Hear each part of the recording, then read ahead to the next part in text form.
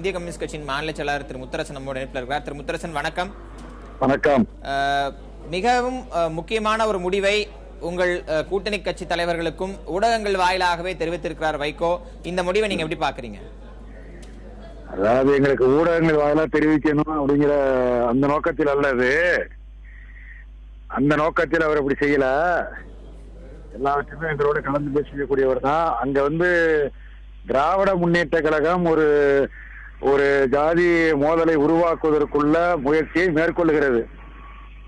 அந்த மோதலை தவிர்ப்பதற்கு அண்ணன் வைகோ அவர்கள் இப்படிப்பட்ட ஒரு முடிவை மேற்கொண்டிருக்கிறார்கள். இருந்தாலும் அந்த முடிவை மறுபரிசீலனை செய்ய வேண்டும் என்று கேட்டுக்கொள்கின்றேன். இது போன்ற ஒரு முடிவு, அதிரடியான முடிவு, எல்லா முடிவுகளையும் 6 பேரும் ஒன்றாக அறிவித்து வந்தீர்கள். அப்படி ஒரு வழக்கத்திலிருந்து மாறாக அவர் திடீரென தனிப்பட்ட முறையில் அறிவித்திருப்பது உங்கள் கூட்டணிக்கு பின்னடைவை ஏற்படுத்தாதா?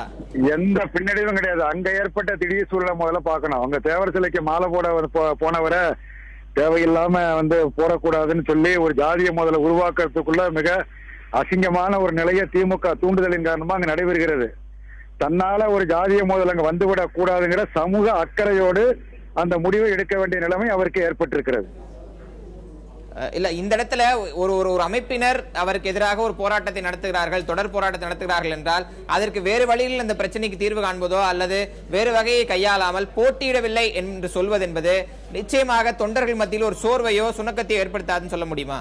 அதாவது போட்டியிட்டு பதவிக்கு வருவதை விட சமூக ஒற்றுமை தான் ரொம்ப முக்கியம்.